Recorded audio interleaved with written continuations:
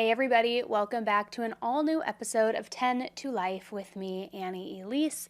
I hope you guys are having a good day so far, whatever it is you're doing, whether you're watching this in the morning or at night or on the weekend, whatever it is you're doing. Anyways, I hope you guys are all having a better day than I am apparently, because I'm a disheveled mess, but we've got to talk about this case today because it's one where there was like this very eerie call that came into 911. It was around the holidays, which that always, makes a case have a whole different kind of element to it. But let me give you the gist of it before we dive right in. Basically, 2 days after Christmas in 2005, a call came into 911. Now, unlike a lot of the calls that they typically receive, there was nobody on the other end of this phone call. There was nobody begging for help, nobody panicking, just nothing. All that the operator could hear was this faint little rustling sound. Also, a baby crying in the background. So sensing that this wasn't some sort of unfortunate pocket dial situation, the operator sent out first responders so that they could do a welfare check, hoping, they'd come in, they would find that this was an accident, there was a family inside, they're unwrapping gifts still, everybody would just laugh the entire thing off, and it would be a big false alarm, right? However, when they arrived, they found somebody crying, alone, and covered in blood. So guys, we're gonna jump right in.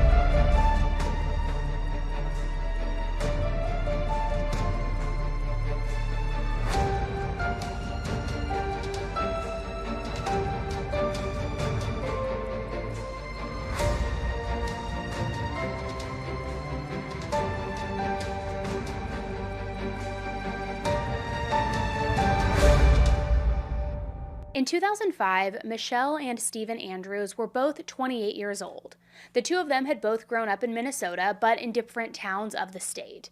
Michelle was raised in Blaine, and Stephen came from Edina. Now, Blaine and Edina are only about 26 minutes away from one another, so it's definitely not far at all. However, it was far enough that their paths never really crossed while they were growing up. Now, that might be because the two of them seemed like they were complete opposites, so there wouldn't really be an opportunity for them to cross paths in extracurricular activities or through mutual friends or anything like that. And just kind of put a little spin on it movie-wise as a reference, if they met in high school, it definitely would have been a Grease type situation. Sandy and Danny, opposites attract, but it was the other way around. See, Michelle was the bleach blonde popular girl and had an attitude, kind of was always the queen bee of things. She even gave her parents absolute hell throughout her high school years. Apparently she fought with her parents a lot, so much so that her parents even considered sending her away for a short period of time, and it was just a very tumultuous time.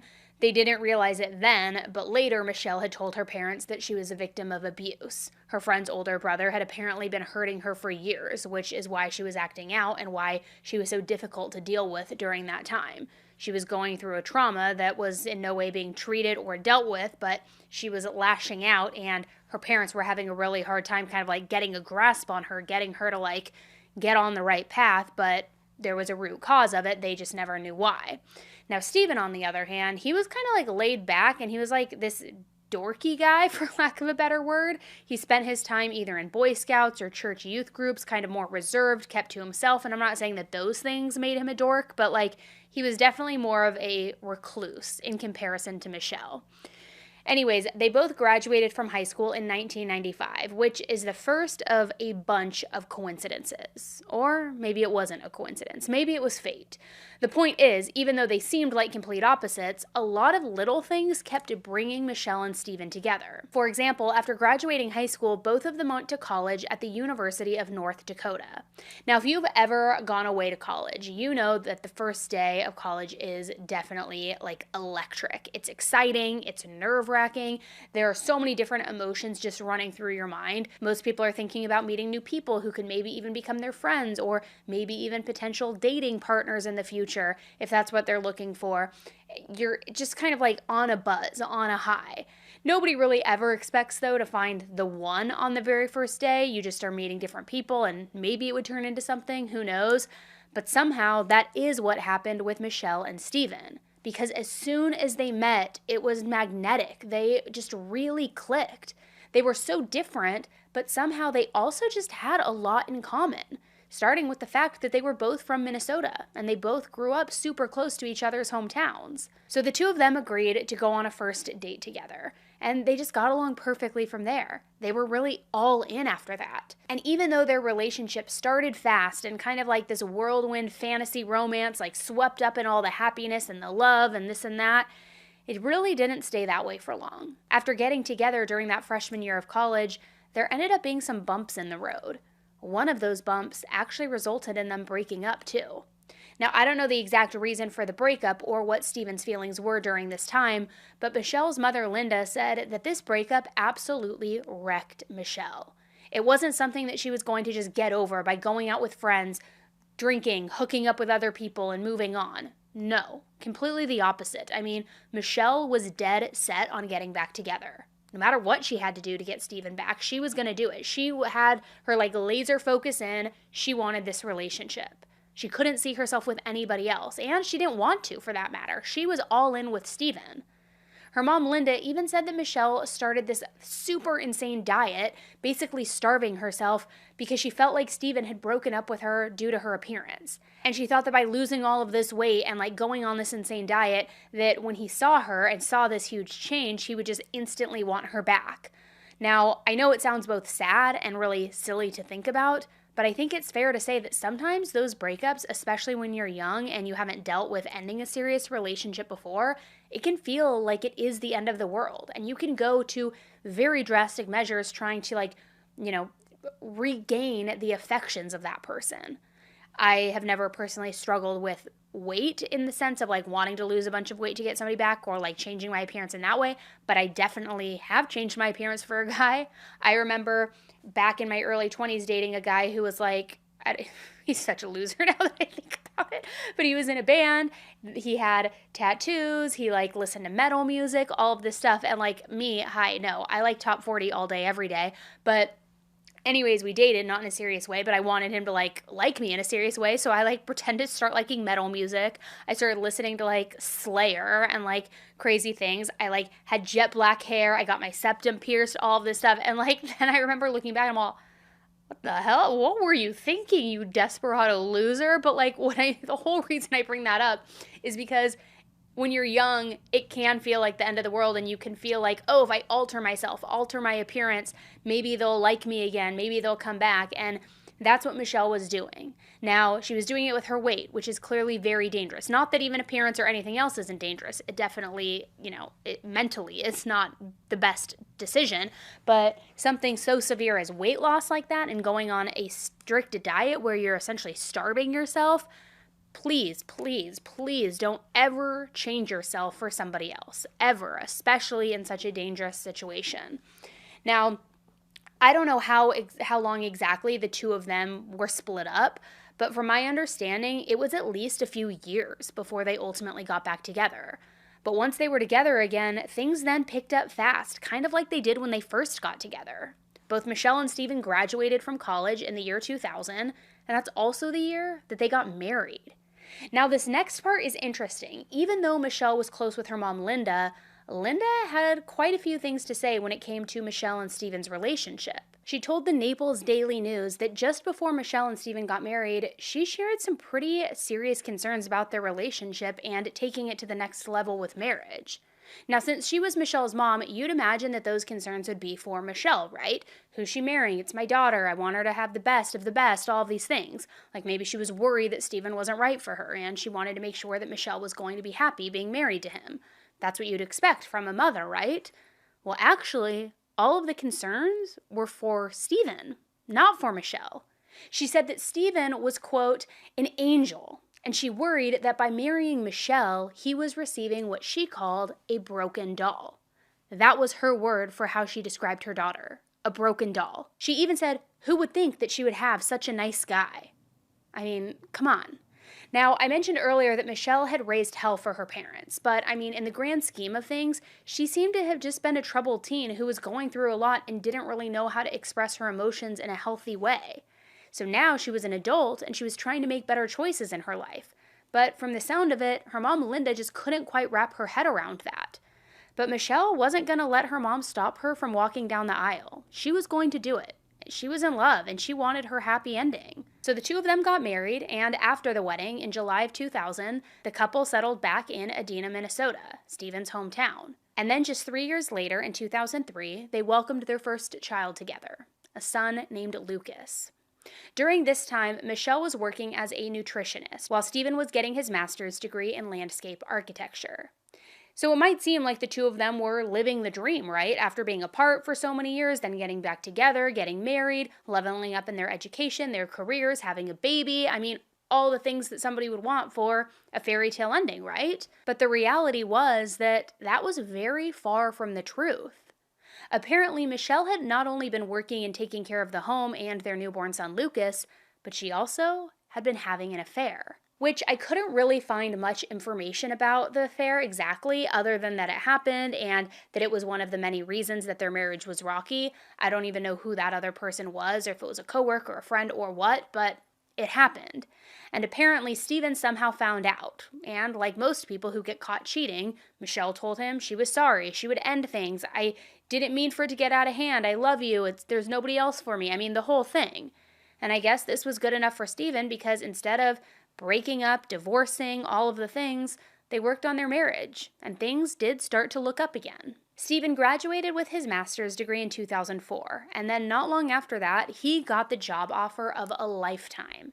He got an offer working at a landscaping architecture firm in Gateway, Florida. Now, this was a dream come true for so many different reasons. The first being that, let's face it was kind of like a fresh start for them. They wouldn't have to worry about running into Michelle's fling in town or past neighbors, friends, knowing what had happened, nothing like that. It was a real, true, fresh start. Not to mention that getting a job offer like that so soon after graduating was like winning the lottery. I think that most people just expect to spend a year or two in some, entry-level job or even interning in some capacity, some field of not what you truly want to do, just so that you can get some experience before moving on to like your real career, something that you feel passionate about. But Stephen didn't have to do any of that. He just jumped into this new glamorous job. Now, the last reason that this was like a dream come true was because coming from Minnesota, they were finally going to be close to the ocean. It was really important to both Michelle and Stephen that Lucas and any other children that they eventually had could spend a lot of time outdoors. Be active, not just sit in front of a TV, the computer all day, or a tablet, things like that. If they could head out to the beach whenever they wanted, that was the dream. It was so amazing that it was almost too good to be true. So, after not a whole lot of thought, Stephen accepted that job, and the whole family moved in 2004 to Gateway, Florida. Now, Gateway, Florida is part of the larger Cape Coral-Fort Myers area right there on the Gulf Coast. And right away, they loved being there. The community was amazing. They owned a beautiful and spacious 2,000 square foot home. It was 3 bedrooms, 3 bathrooms, and most importantly, Stephen really loved his new job. A lot. It was once again the dream scenario. Now, you would think that Stephen loving his job so much, it would be a great positive thing for this family, right? And for a few months, it truly was. Ultimately, though, it was Stephen's job that caused his marriage to once again hit the rocks. Now, it wasn't because of the job itself. Stephen had worked his tail off earning his master's degree, and the job itself was exactly what he had been looking for. But like we know, sometimes relationships are created and built in the workplace. And Stephen started working for the company in December of 2004. And by that July in 2005, just 7 months later, the firm had hired a new secretary named Kelly Ballou. Now, as soon as Stephen met Kelly, something was just different. It wasn't like they were introduced and said hi to one another and then went about on their workday. No. Their personalities clicked. And talking to each other just felt easy. They felt like they connected. They understood one another. Their personalities were the exact same. So not only did it feel easy, but they always felt like they just wanted to know more about each other. No conversation was ever long enough. No matter the information that was shared, no matter how long the conversation actually had, it was just never enough. Now, meanwhile, Michelle had expected some long hours that would turn into long nights for Stephen. But what she hadn't been expecting was for Stephen to get so close with Kelly. And she didn't like how easily the two of them had connected. At first, it started off as jealousy on Michelle's part. It didn't make her feel great knowing that Stephen was constantly talking about Kelly, Kelly this, Kelly that, always bringing her name up in conversation. And then when she saw what Kelly looked like, it definitely didn't help anything. Because if Kelly had been, this sweet, elderly, 70-year-old woman that Steven saw as like this second mother figure. Okay, great, no big deal. But unfortunately for Michelle, Kelly was the complete opposite.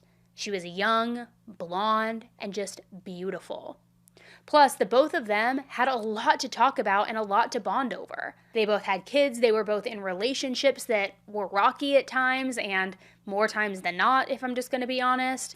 I mean, Steven obviously was married to Michelle, but things weren't that great, and they were still recovering from the affair that Michelle had had back in their place in Minnesota. Now, Kelly, on the other hand, also had a child and was in a relationship, but this man is somebody who she had been with for almost 6 years at this point. And Kelly confided in Steven about just how unhappy she was in her relationship, how things just didn't feel as good as they once had in the past. So eventually, talking nonstop at work turned into exchanging phone numbers, exchanging emails, and then they started talking off the clock. And they started talking regularly. Now, even though they were communicating basically 24/7 and sneaking around so that their partners wouldn't notice, things never turned into a full-blown physical affair. I mean, there was flirting, there was secrecy, so that definitely is enough to set off an alarm bell. I mean, for me especially, I think any kind of cheating, emotional, physical, it all is the same in my perspective. That's just me. But nothing physical had happened yet. Now, maybe the affair would have gone in that direction eventually, but it didn't make it that far. Not even a quick little kiss, a peck, nothing. And certainly nothing more intimate than that. Still, though, as the months went on, Michelle just knew and felt like something was up. And not to be mean, but maybe she saw the same patterns from when she was having her own affair not too long ago and recognized that. I don't know. I also think there's something to be said about a woman's intuition when you start getting that gut feeling in the pit of your stomach that something's right or you need to check the phone or something like that. More times than not, you will find something because I just think there is something to say about a woman's intuition. You know, girl power. We always have the good gut feelings, right? And sometimes it sucks, but it happens. So anyways, the whole point of that is that she knew about Kelly and she knew that Steven and Kelly were at least, close friends. She just didn't know exactly how close they truly had gotten. So that's where things stood on December 10th, 2005. And there was an office Christmas party that was being held at Steven's work. Now, like most work Christmas parties, the office was doing, a Secret Santa gift exchange. And somehow, you guessed it, Kelly ended up getting Steven's name. Now, Steven had recently gotten a new car. And Kelly decided on a gift that would be perfect for him without going over, the Secret Santa spending limit that was put in place by the office. She got him a keychain that perfectly matched his new car. And I know you might hear the word keychain and think it's like, okay, it's some cheap, junky little knick-knack piece of plastic. But everybody could tell that this was a very personal gift. There was a lot of thought behind this. There was, a personal little touch. And on top of that, this was at an office party where everybody brought their partners, their spouses, their girlfriends, their boyfriends. So Michelle was literally sitting right next to Steven while he was thanking Kelly, who was sitting right next to her boyfriend. I mean, the whole thing just sounds incredibly messy, awkward, uncomfortable, and I'm sure there was an undeniable level of chemistry between the two of them that was hard to ignore, but you gotta know when to get it in check, right? So even though Michelle had been having her suspicions for months, by this time, this is when she really knew for sure that something was up. And needless to say, she was pissed. That little keychain confirmed to her what she had already suspected. Steven and Kelly were having an affair. And to make matters worse, not too long after that Christmas party, Michelle caught Kelly calling Steven. And like the petty queen that she was, she answered the phone and she asked Kelly why she was calling her husband. Now, I don't know what either person said during this call, but Kelly has described Michelle as being, quote, quite nasty. And I think we can all just kind of take a guess on why she was being so nasty and what sort of things she might have said. I know if it would maybe like, hello, why are you calling my husband? What do you need? You have a question about work? What's going on? And then I would go and ream his ass, but that's just me. Sorry, going off on making this personal. So anyways, of course, Steven continued to deny that he was having an affair. But Michelle wasn't dumb. I mean, not at all. And remember, a woman's intuition is strong. She knew what was happening and that it was happening right under her nose. And I mean, technically, she did witness a little bit of what was going on at the work party. And now she knew Kelly was contacting him outside of work. She just had no idea how much they had been talking over the months, but she was putting it all together. For Stephen's part, it's not clear to me, though, if he thought that he was being truthful when he said that there was no affair. Maybe since nothing physical had happened at that point, he really did believe he was in the clear and that he was innocent. Guys are dumb in that way. And he wouldn't be the first person to actually convince himself that emotional affairs, don't count the same way that physical affairs do. Not to mention, Michelle had cheated on him once. So maybe he figured, I'm still a good husband because I'm not having sex. I haven't gotten physical. I haven't even kissed her. I haven't gone quite as far with this person on the side that you went with your person on the side. Maybe that's how he was justifying it. I don't know. All to say, Michelle was pissed, and she was reeling at this point. And she was also kind of lost. Stephen was denying the whole thing, but it was just so obvious that there had been something happening between him and Kelly. She wasn't sure what to do. So she confided in her mom, Linda, filling her in on how Stephen was always talking about Kelly, this suspicious Christmas gift, how Kelly was calling him now. And after that, Linda had a few words with Stephen for herself. She was in town for the holidays, and when the two of them were alone together in the car just a few days before Christmas, she straight up told him that he needed to choose one of these two women, and he needed to end all of this chaos once and for all. She told him she didn't understand why he was doing this to her daughter, which I gotta say, that's a pretty big deal considering how highly she spoke about him before the wedding, right? I'm convinced that maybe she was just more shocked about the whole thing than Michelle was. On top of that, Linda was talking to Michelle separately about making sure that she had all of her ducks in a row just in case everything came crumbling down, in case she needed a quick exit strategy. And it turns out that Linda was pretty right to worry about an impending divorce. Because even though Stephen was still insisting that no affair had happened and that he hadn't done anything wrong, the emails between him and Kelly showed that they were getting serious. They both expressed how miserable they were and how they just wanted to be together. Stephen even told Kelly that he noticed how hard Michelle was working to make things work in their marriage and repair their marriage, but that he just felt like things were too far gone. He just wasn't interested in trying to fix anything anymore. None of it was working. He now had tunnel vision. He only wanted to be with Kelly. Only Kelly. So the two of them went back and forth, planning their futures together, talking about the divorce, which Michelle, of course, didn't even officially know about yet. I mean, she had to suspect that things were in danger of falling apart, but Stephen hadn't actually told her yet. He had said hey, it's officially not working. Hey, I'm interested in somebody else. He was still just denying the affair, trying to kind of fly under the radar and go status quo, all while Michelle is reeling and spinning out of control trying to figure out what's going on. And then, just a few days before Christmas, another bombshell dropped. Michelle told Stephen and her parents that early in her and Stephen's marriage, she had learned that she was pregnant, and instead of telling anybody, she decided to just end the pregnancy. And she did it because she knew that the baby was not Stephen's. Apparently, the baby had been conceived during an affair, and I'm going to be honest, I'm not sure if it's the affair that I talked about earlier that Michelle was having back in Minnesota, or if maybe this was a completely different one. But either way, it's apparently an affair that Stephen knew about, and it weighed heavily on him, although he never apparently knew about the pregnancy. I do know that the situation was very messy and very difficult because Michelle said that when she got pregnant, it was not through consensual sex. It was from an assault. And obviously, you should generally believe women and believe the victim. It's rare for people to lie about these kinds of things.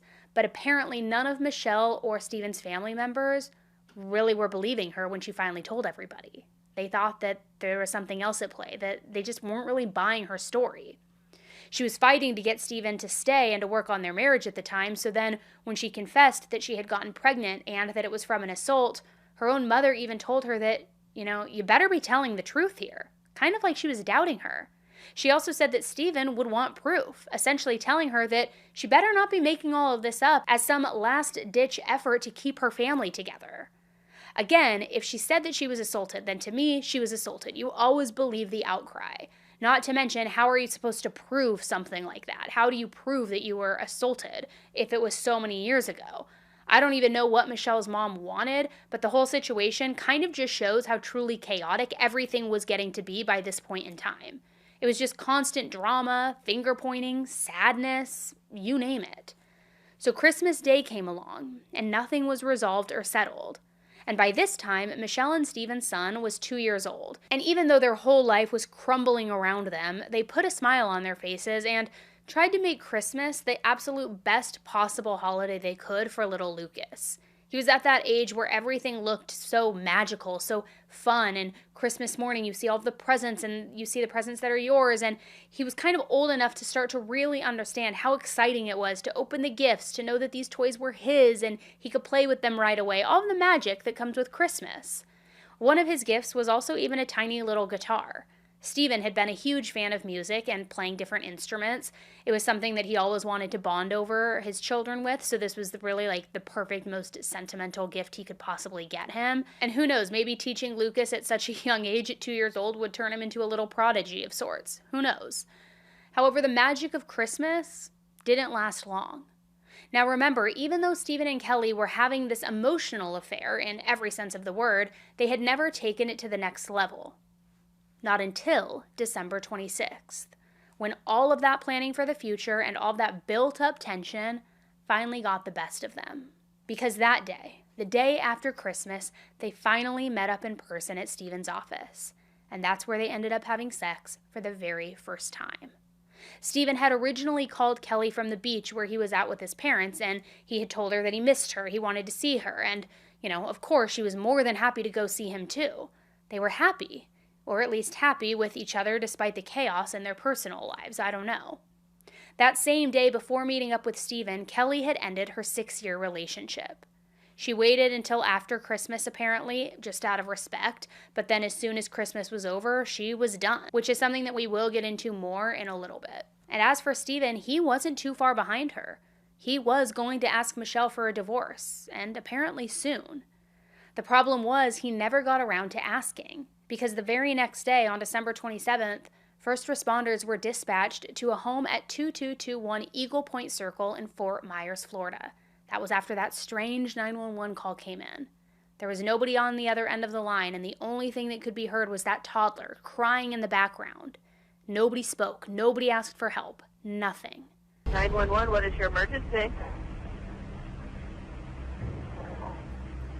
Christmas Cross Sheriff's Office. We've got an open line here with no sound at all. It was Stephen and Michelle's home, and they had just celebrated 1 year of owning that home earlier that December.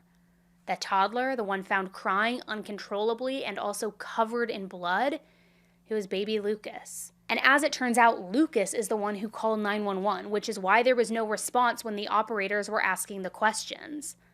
It didn't take long for the first responders to realize that Lucas was completely fine, which was amazing news, but begs the question, if this wasn't his blood, whose was it? The officers continued walking through the home, clearing each room, trying to fit the puzzle pieces together in any way that they possibly could. They just wanted to make sense of this scene that they had just walked into. As they were walking through, they saw in the living room that the Christmas tree was still lit up. Presents were all over the floor, waiting to be opened, some being put together, some being played with. But the most eerie thing of all was how quiet it was. If you took the crying toddler out of the equation, there was no noise at all. No adults talking, no adults fighting, no arguing, nothing. Just stillness. It honestly didn't sound like any adults were even in that house at all. Then finally, they reached the master bedroom. And when they entered, Stephen was lying face down on the bed, dead, and he appeared to have a very clear and apparent gunshot wound to his head. Michelle was at the bottom of the bed, also very clearly beyond saving. She was completely naked, and her body was in a position that was described as being, and this is a direct quote, grotesque. Now, obviously, that could mean a lot of very different things, but I haven't seen anything that goes into more detail other than that one word which the responders used when they arrived on the scene and were describing the scene. And as a reminder, they were both only 28 years old. Stephen had died from the gunshot wound to his head, and Michelle had been strangled to death. On top of that, she had been severely beaten. The police were able to find DNA underneath her fingernails, so now it was only a matter of time of using that DNA and trying to match it to somebody who could be responsible for such a vicious, barbaric attack, all while a toddler is sleeping in the other room. But unfortunately, there wasn't really any other evidence at the scene, not even a murder weapon. So without anything physical to look at, the first place that the detectives decided to turn to was the neighbors. This was a very quiet, nice neighborhood after all. Not to mention it was right after Christmas. People were still enjoying their time off. Things were always pretty quiet, so Surely, if something had been out of the ordinary, it would have been noticed right away. So the investigators went door to door, and they were asking the neighbors, had you seen anything? Have you heard anything? Anything out of the ordinary? And luckily, some of them had. It wasn't anything actually super crazy, but some of the neighbors said that they had noticed what sounded like a very loud motorcycle. Now, if you're someone who has lived in big cities your whole life, telling detectives that you heard a motorcycle at night might not sound very important. But if you're more used to living in, quiet living, the suburbs, you know exactly what the neighbors are talking about. It's that loud revving. It's something that stands out. After a certain point, things tend to get silent in the neighborhood. Nobody's coming, nobody's going. There's no constant rush of traffic going through. Not to mention the neighbors knew who lived by and what kind of cars they drove, all of that, who was coming and going. So, unless Santa came and delivered a brand new Harley to somebody's house for Christmas, it was something that was out of the norm. And one of the neighbors even actually got up to see where the noise was coming from. That's how out of the norm it was, which... Thank God for nosy neighbors, right? Because even though they weren't able to tell where that biker had come from, they were able to get a pretty vague description of who was riding this motorcycle. The neighbor claimed that it was a man who was wearing a camouflage hoodie. That's it. And it might not sound like a whole lot, but this information did get the ball rolling.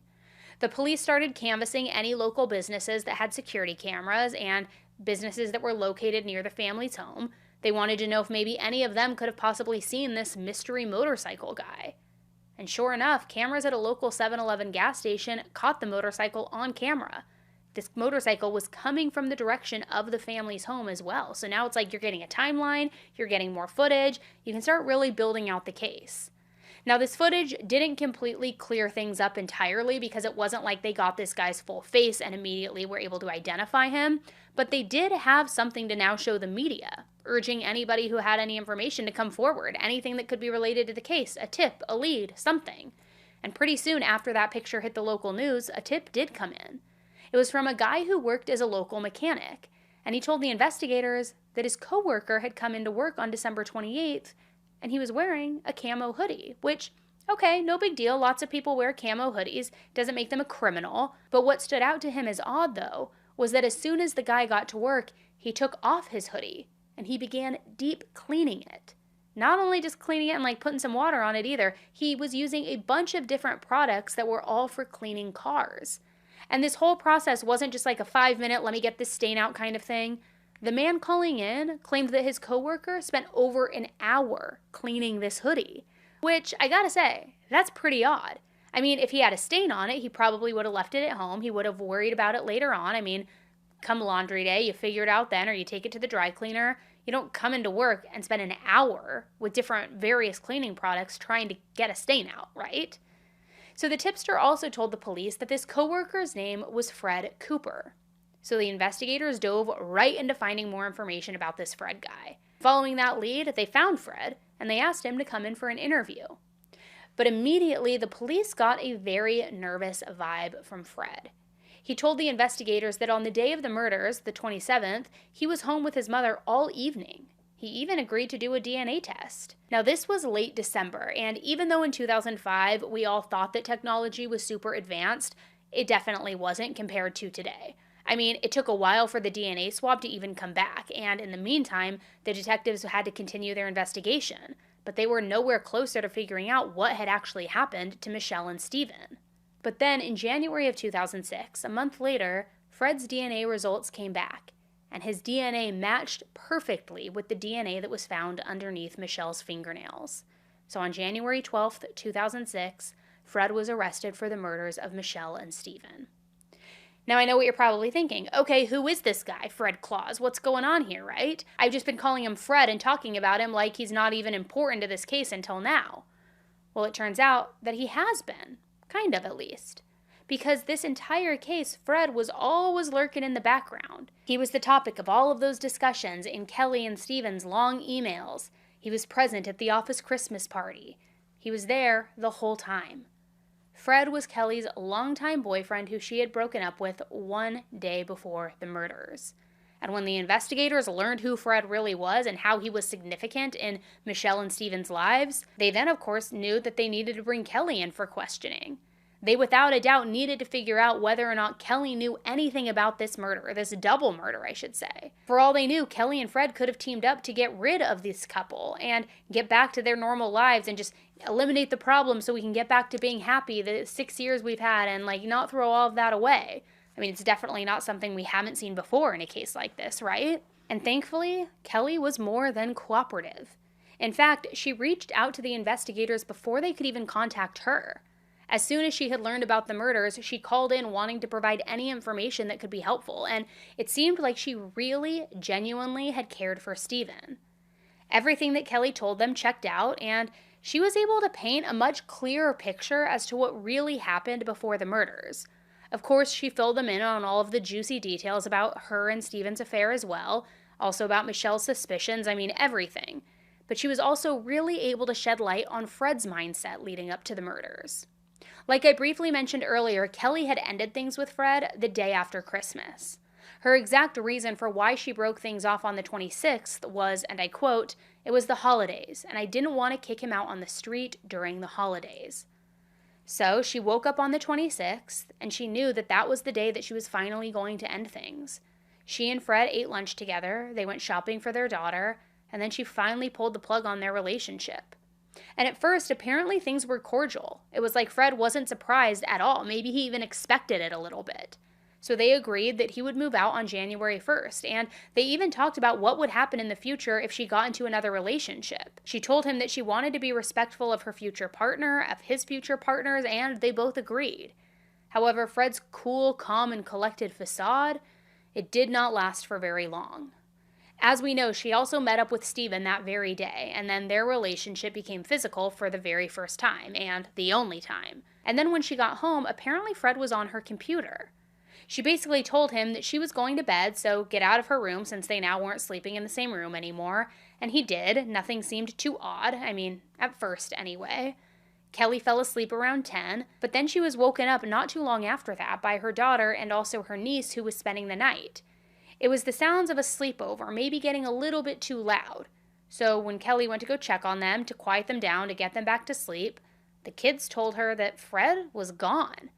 She obviously thought that it was kind of strange, and she asked them if he had said where he was going, but apparently he hadn't. He just booked it, just left. So Kelly called him, wondering what he was doing out so late at night, but his phone went to voicemail. Then, about 15 minutes later, he called her back. And once they were finally able to talk, she asked him why he just left so suddenly, and also, where are you? Where are you at? Where'd you go? And he apparently just blew her off, said that he just needed to go for a drive. He just needed to clear his mind with everything, kind of decompress from the whole situation. So she was probably thinking, okay, whatever, enough with the drama, I'm going back to bed. So that's exactly what she did. She went back to sleep. But not too long after that, she woke up again. And this time it wasn't because of, little chatterboxes or giggles from a sleepover. Not at all. Instead, she had that very strange, intense feeling that we all get sometimes when something is up and when we're being watched. You know how, if you're sleeping, your eyes are closed, you can, feel if you're being watched, and you open your eyes and you're like, oh, what the hell? What's going on? Why are you watching me? That kind of thing. It literally happens to me with my son every single morning because he sleeps with me. I'll, open my eyes and he's right there, or my daughter on the other side of me because they sandwich me, and then I open my eyes and she literally is looking at me and she just goes, and just smiles in my face, and I can't help but laugh. But anyways, you know that feeling. So as soon as she opened her eyes, she saw Fred, and he was standing over her. He was sobbing uncontrollably, and he was just babbling about how he couldn't live without her. He loved her. I can't be without you. It took some time, but Kelly managed to calm him down, and then she told him, go to your own room. You're bugging me. Go away, just calm down. But 10 minutes later, before she was even able to fall back asleep, Fred barged back into her room. And he was acting the same way. But this time, he ran to the closet where he kept his gun and his ammo. He grabbed both of them, and he stormed out of the door. So understandably, she called him. She was worried about what he was doing, and he told her that he was in his truck. He was still crying, though, talking about how he couldn't live without her, all of these things. Now, I don't really know where things went from there or how that night ended. My first thought is that it sounded like Fred was maybe going to harm himself. I don't know if maybe Kelly was able to calm him down or if this was something that she had seen before and wasn't really concerned about it. Not that somebody attempting to take their own life isn't concerning, but I feel like maybe we've all unfortunately had a time or two where an ex or somebody after a breakup is trying to manipulate the other person, almost trying to get them back by like threatening to hurt themselves, even if it's not in a serious way. Unless I just have a history of dating unhinged people. It's only happened once. And they weren't serious, thank goodness. But you know what people do, trying to manipulate it so that like you won't leave them. But remember that so far as Kelly knew, Fred still didn't know about Steven at all. Though I'm starting to wonder if maybe she was having some suspicions that he had figured it all out. I mean, he was on her computer after all, and they had exchanged a lot of emails. And there was another sign that Fred might have suspected things. It didn't ring any alarm bells at the time, but then after the murders, when Kelly was looking back in hindsight, she realized that it was a pretty big deal. After she had broken up with Fred, he told her to listen to a song that she had just told Steven to listen to the week prior. She gave Steven that recommendation through email. So Fred might have seen that exchange when he was on her computer. The following morning on the 27th, things between Kelly and Fred seemed back to normal, or as normal as things could be for a couple who was broken up but still living together in the same home. He went his own way, he headed off to work, and Kelly did the same thing, heading out to hang out with a friend. That evening, though, things started to get weird. At around 3:30 p.m., Kelly stopped by her house after hanging out with a friend for a few hours, and she was shocked to see that Fred was already at home waiting for her. And usually he didn't get home until 6:30 or 7, so he was home hours earlier than usual. And he said that since he had taken one for the team and worked on Christmas Eve, they let him go home early for the day, which it sounded like a reasonable explanation. And to be honest, she didn't really care all that much. She just needed to grab something, and then she was going to head back out and go with her friend. It was just a quick, pit stop by her house. And that's exactly what she did. She went inside, got whatever it was that she needed, and then she left. But then literally just 10 minutes later, Fred called her in a complete panic. He said she needed to come home right away because something really bad had happened. Obviously, as a mother, her first thought was that something had happened to her daughter, and she practically, flew home. Once she got back, though, she was confused because her daughter was fine. Everything at the house seemed fine. So Fred told her that right before he had called her, he heard some very shocking news. Their good friends and Kelly's coworker, Steven and Michelle Andrews, they had been found murdered in their home. So Kelly's receiving this information and her entire world just shifted, and everything felt like it was upside down. She was sick to her stomach, and she was also confused. Her first thought was to call she and Steven's boss. All Fred knew was the fact that they had been murdered, no other details. So surely, if Fred, who barely knew the two of them, had heard the news by now, then of course their boss must have also been notified, right?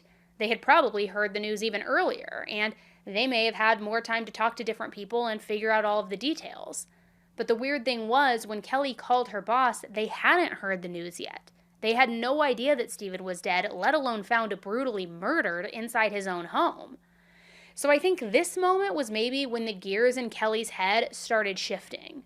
Fred had been weird the night before. He had gone in and out of the house, once with a gun too. He had been going in where Kelly was peacefully sleeping, watching over her, waking her up, berating her, sobbing uncontrollably. All while Kelly was sleeping peacefully, knowing she had just broken up with him, that maybe she was going to wake up and be one day closer to a life with Steven. So Kelly apparently straight up asked Fred where he had been the night before, and more importantly, if he had been in Gateway, where the couple lived. He of course denied having anything to do with the murders, and even went as far as making her feel guilty for assuming that he could have been involved in something so brutal. And I'm not sure if she even realized that he had already been questioned by the detectives and had given them that DNA swab, but I do know that when January 1st came, Fred moved out, just like how he and Kelly had agreed to. Because even though Steven was at this point dead, she still didn't want to be with Fred. Steven's unfortunate death didn't change anything. Now she just wanted to focus on herself and her daughter. And even though her future was going to be very different from the one that she had imagined initially, and much lonelier now considering that Steven was supposed to be in it and now he couldn't be, she just wanted to move forward with her life. And I can only imagine how Kelly felt when she heard for the first time that Fred had been arrested for Steven and Michelle's murders. There was probably some part of her deep down in her gut that knew all along. I mean, the warning signs were there, but she even admitted that she didn't want to believe that he was capable of that kind of evil. Fred's trial didn't begin until October of 2008, and let me just tell you, it completely shocked everyone. Up until he actually showed up in court that first day, everybody had just assumed that he was this jealous ex-boyfriend who wanted revenge on Kelly for cheating on him. The storyline is pretty common, so it's not like this case is really something that was too out there, but it was just a matter of waiting to see what the defense was going to throw out there, especially since Michelle had his DNA underneath her nails. I mean, that's a pretty big piece of evidence to try and work around and try to prove that your client is innocent. However, once the trial began, a whole other narrative was thrown in, and it was definitely not something that anybody was expecting. The story that the defense told was that, yeah, Fred had been dumped, and he was upset when he learned about the affair that Kelly had been having. However, he never wanted revenge. It was nothing like that. They claimed that the reason that he and his motorcycle were seen near the couple's home, and the reason that his DNA was found underneath Michelle's nails, was because he and Michelle had started having a thing with one another. Something that eventually turned sexual as well. Now, obviously, that's the watered-down version of events, but shockingly, Fred testified and he gave some pretty thorough testimony to back his story up. So, let me break that down for you. Fred said that he met both Stephen and Michelle multiple times before their deaths. Whether it was in the office, coming and going to meet Kelly, a coworker's party, or office parties, they somehow all knew each other. And all of them were cordial with one another, but they weren't the best of friends. They were getting together for group activities, office get-togethers, things like that, but they weren't getting together for like cookouts or intimate hangout sessions, just the four of them. Nothing like that. But that changed as his relationship with Kelly started getting rocky right before that office Christmas party, the one where Kelly gave Stephen that keychain. Now, according to Fred, they were hitting a rough patch, but he didn't think that it was so bad that he and Kelly might actually break up. He figured that they just needed to work through their issues, the same way that they had worked through all of the problems that they ever had in their relationship in the previous 6 years. And according to Fred, around this same time, they were just having normal relationship arguments, and the arguments were about things that had also been issues in the past between the two of them. So from his perspective, the whole thing was just kind of not a big deal. And on the day of that infamous work party, things started off pretty normal, at least from Fred's perspective. Apparently, he and Kelly sat at the same table with the couple, because, I mean, why not? They all knew each other, they all got along, so it was just the natural thing to do. He said that there was never any tension, animosity, inappropriate looks, nothing. To him, the party was just like any other office Christmas party that you go to out of obligation, you do your time, then you leave. Well, here's where things get really interesting. Fred claimed that a day or two after the party, he received a very unusual phone call from none other than Michelle. And in the courtroom, he wasn't able to say what Michelle told him during that call exactly because it's hearsay, but he pretty much alluded to the idea that during this call, Michelle told him about what was going on between Stephen and Kelly, and that's how he ended up learning about their affair. Apparently, this call was pretty short, kind of just like a, hey, I think your wife is cheating on you with my husband, that kind of thing. And he testified that on that same day, they agreed to meet up in person to talk about things, to get to the bottom of whatever was going on. So he testified that they met during his lunch hour at work, and they met in a parking lot of a restaurant. Apparently, they both talked about how things had been going in their own respective relationships. Michelle shared the reasons why she believed the affair was happening, and the way that Fred described it was kind of like he and Michelle were on the same team working towards the same goal, to confirm their suspicions with each other, and sort of reassure one another, like, no, you're not crazy, it's actually exactly what you think. So after this meeting, Fred claimed that they kept in contact through multiple short phone calls, basically just updating each other on their separate relationships, and if they had noticed anything funny, anything out of the ordinary. He even went as far as saying that he felt like he had an ally in Michelle.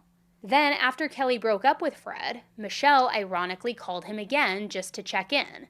And this time, after hearing that Kelly had pulled the plug on their relationship, they decided to meet up in person once again.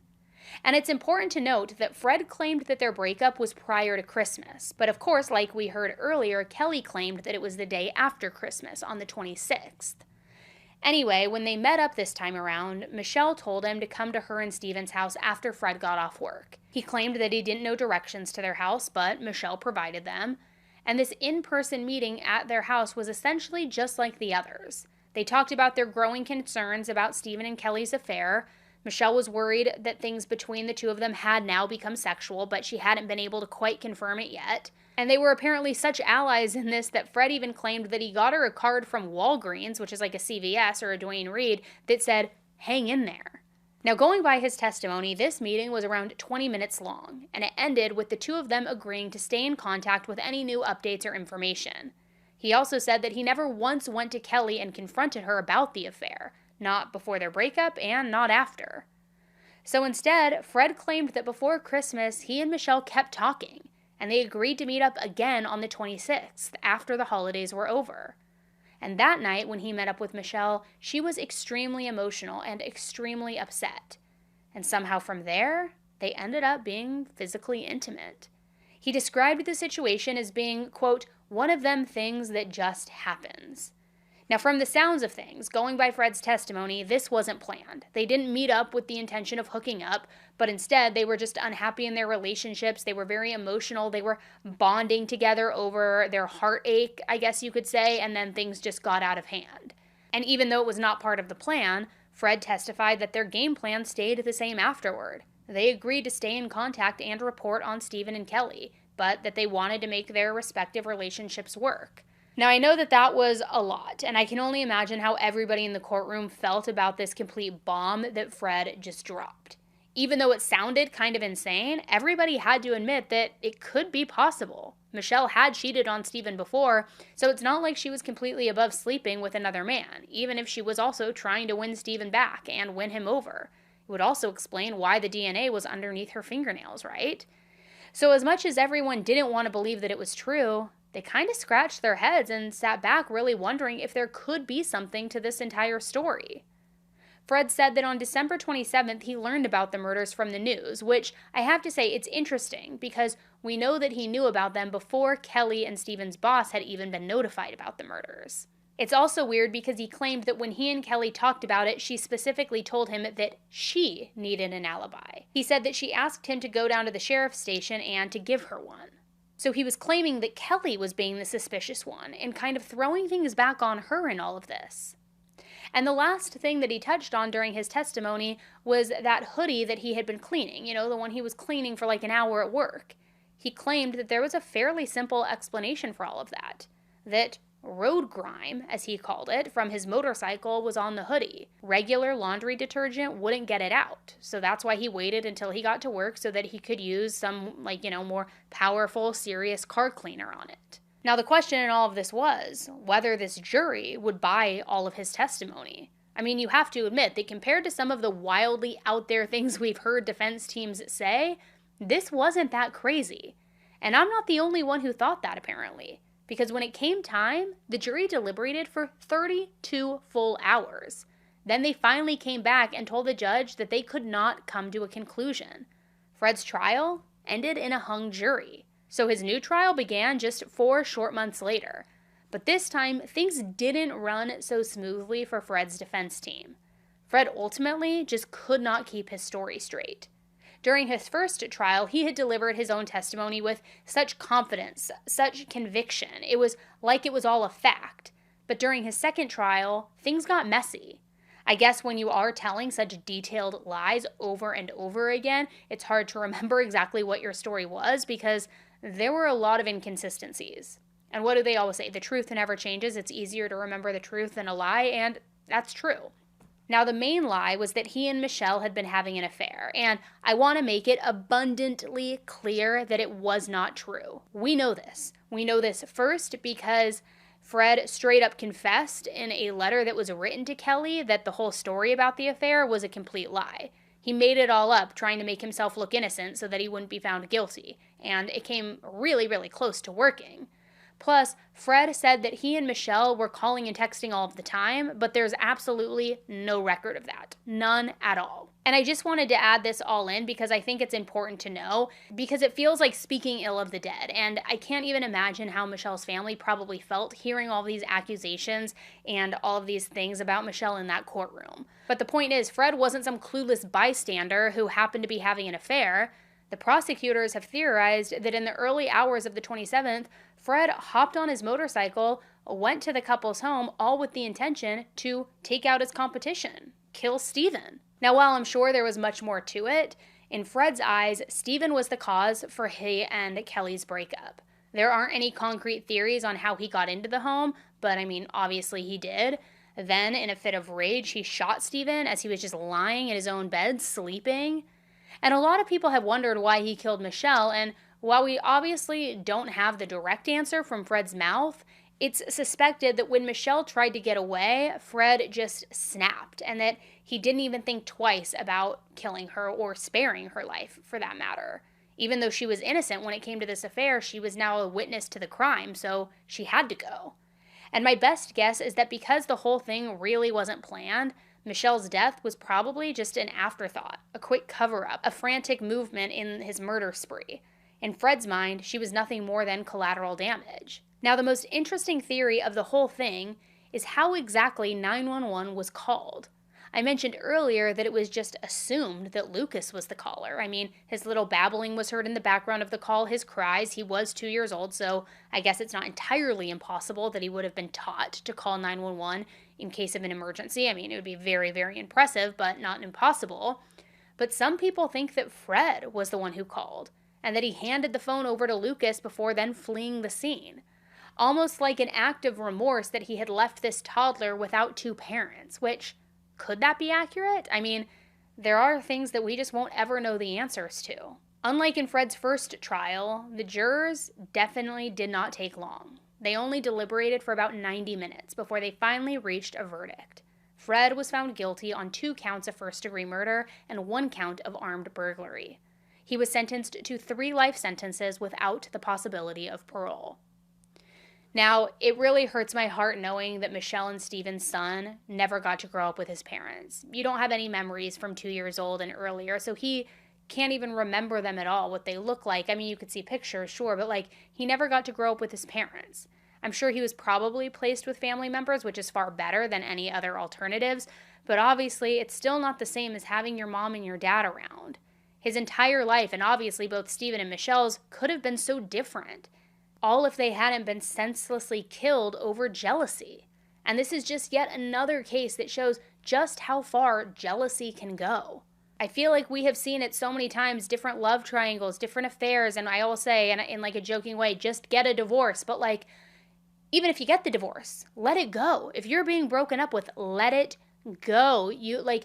The ripple effect that you are causing now and how many victims you have basically created out of this situation, all because you're jealous, all because you feel like you lost your girlfriend because she wanted to move on. It's senseless isn't even a strong enough word. I don't know what it is. It's selfish. It's illusory. I don't even know. It's just horrible. It's horrible. That's not a good word, but that's the only one that comes to mind.